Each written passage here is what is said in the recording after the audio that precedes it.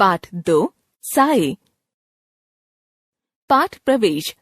हम सब अपने मित्रों से प्रेम करते हैं, एक दूसरे के सुख दुख में काम आते हैं। सच्चा मित्र वही है जो साए की तरह मित्र का जीवन भर साथ निभाता है। यह पाठ एक ऐसे सच्चे मित्र की कहानी है जो अपने मित्र की मृत्यु के बाद भी उसके कर्तव्यों को पूरा करने का वचन निभाता है। नन्हे नन्हे दुधमुहे बच्चे, अकेली रुग्ण पत्नी, नाते रिश्ते का ऐसा कोई नहीं जो जरूरत पर काम आ सके। पति सुदूर अफ्रीका में अस्पताल में बीमार, महीनों तक कोई पत्र नहीं। बहुत लंबे समय के बाद एक दिन एक पत्र मिला। बड़ा करुण और दर्द भरा था। नैरोबी के किसी अस्पताल से लिखा गया था। रोग काबू से बाहर है, इसलिए डॉक्टर ने ऑपरेशन की सलाह दी है। लगता है चंद दिनों की मेहमानदारी है। उसके बाद तुम लोगों का क्या होगा, कुछ सूझता नहीं। पास होते तो, लेकिन भरोसा रखना, भगवान सबका रखवाला है। जिसने पैदा किया है वह परवरिश भी करेगा। पत्नी पत्र पढ़ती, रोती। अबोध बच्चे रुलाई भरी आंखों से मां का मुंह ताकते। फिर चिट्ठी पर चिट्ठियां डाली उन्होंने, फिर तार। तब कहीं केन्या की मोहर लगा एक विदेशी लिफाफा मिला। लिखा था, परमात्मा का ही चमत्कार है, हालत सुधर रही है, एक नया जन्म मिला है। थोड़े दिनों बाद फिर पत्र आया।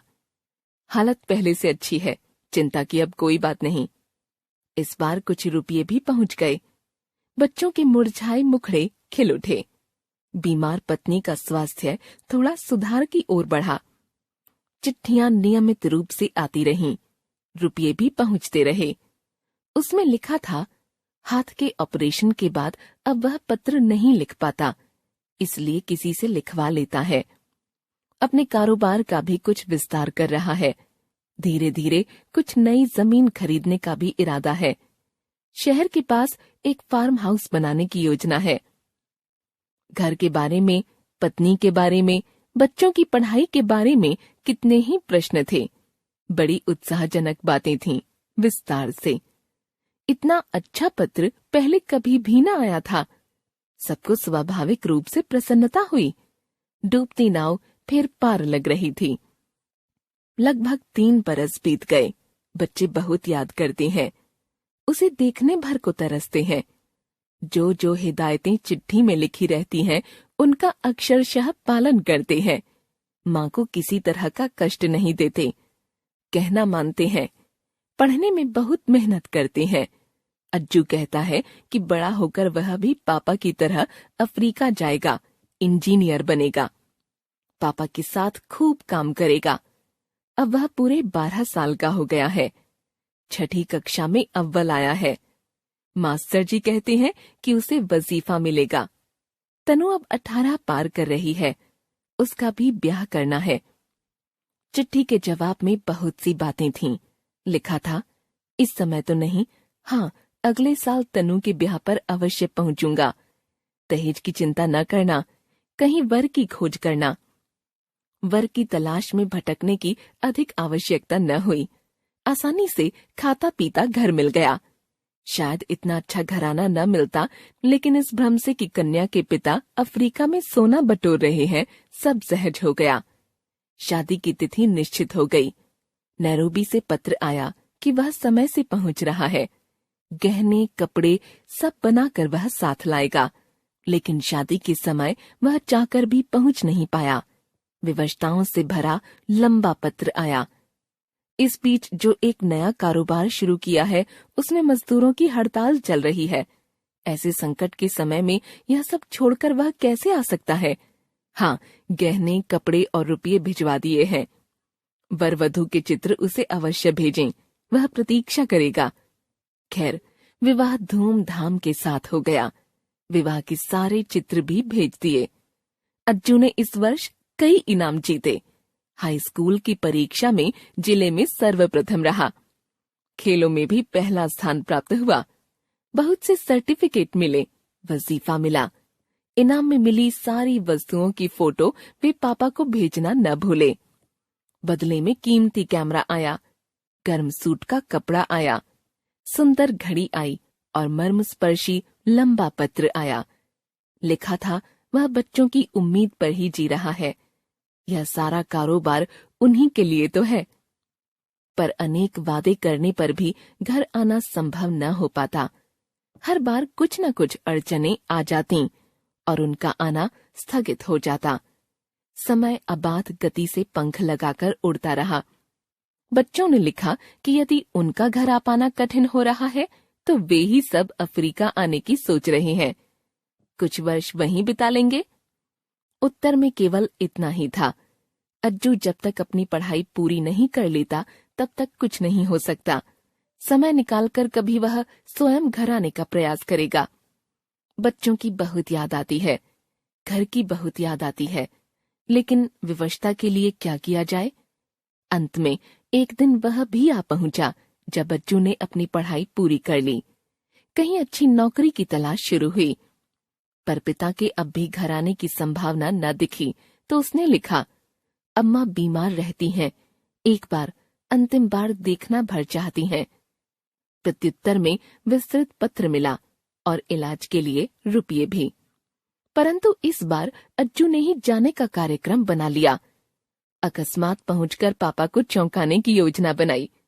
टिकट खरीद लिया, पासपोर्ट वीजा भी सब देखते देखते बन गया और एक दिन दिल्ली से वह विमान से रवाना भी हो गया। उसके मन में एक गहरी उत्कंठा थी कि पापा उसे देखकर कितने चकित होंगे। उन्होंने कल्पना भी न की होगी कि एकाएक वह इतनी दूर एक दूसरे देश में इतनी आसानी से आ जाएगा। उनकी निगाहों में तो अभी भी वह उतना ही छोटा होगा जब वह निक्कर पहनकर आंगन में गुल्ली डंडा खेलता था। नैरोबी के हवाई अड्डे पर उतरकर वह सीधा उस पते पर गया जो पत्र में दिया हुआ था, परंतु वहां ताला लगा था। हाँ, उसके पिता की पुरानी धुंधली नेम प्लेट अवश्य लगी थी। आसपास पूछताछ की तो पता चला कि एक वृद्ध भारतीय अप्रवासी अवश्य वहां रहते हैं।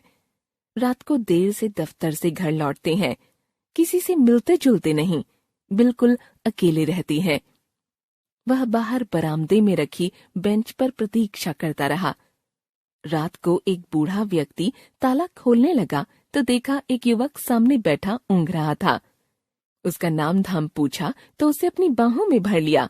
बड़े उत्साह से स्वागत किया। भोजन के बाद वे उसे अपने कमरे में ले गए। दीवार की ओर उन्होंने इशारा किया। एक नन्हा बच्चा माँ की गोद में लुढ़का किलक रहा है। यह किसका चित्र है? युवक ने गौर से देखा, कुछ झेपते हुए कहा, मेरा। वृद्ध इस बार कुछ और जोर जोर से खिलखिलाए। मेरे बच्चे, तुम इतने बड़े हो गए हो। सच, इतने साल बीत गए जैसे कल की बात है। उन्होंने उसके चेहरे की ओर देखा। तुम शायद नहीं जानते, तुम्हारे पिता का मैं कितना जिगरी दोस्त हूं। कितने लंबे समय तक हम साथ साथ रहे, दो दोस्तों की तरह नहीं, सगे भाइयों की तरह। उसी ने मुझे हिंदुस्तान से यहां बुलाया था, बड़ी लगन से सारा काम सिखाया।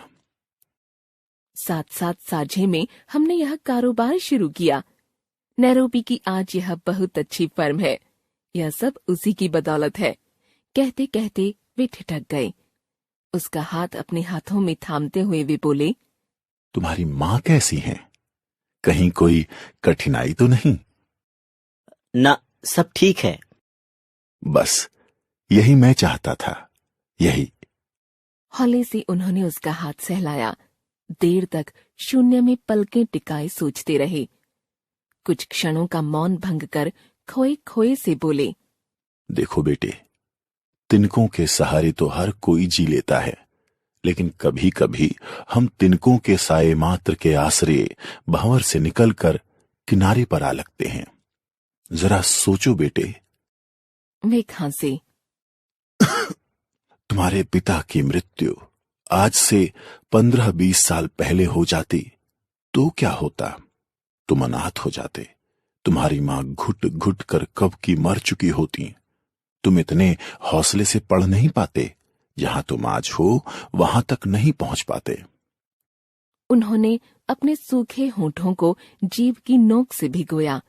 हम दुर्बल होते हुए, असहाय, अकेले होते हुए भी कितने कितने बीहड़ वनों को पार कर जाते हैं, सहारे की एक अदृश्य डोर के सहारे। उनका गला भर आया। तुम्हारे पिता तो तब ही गुजर गए थे बेटे। अपने साझे कारोबार से उनके हिस्से के पैसे नियमित रूप से भेजता रहा। कितने वर्षों से मैं इसी दिन के इंतजार में था। अब तुम बड़े हो गए हो, अपने इस कारोबार में मेरा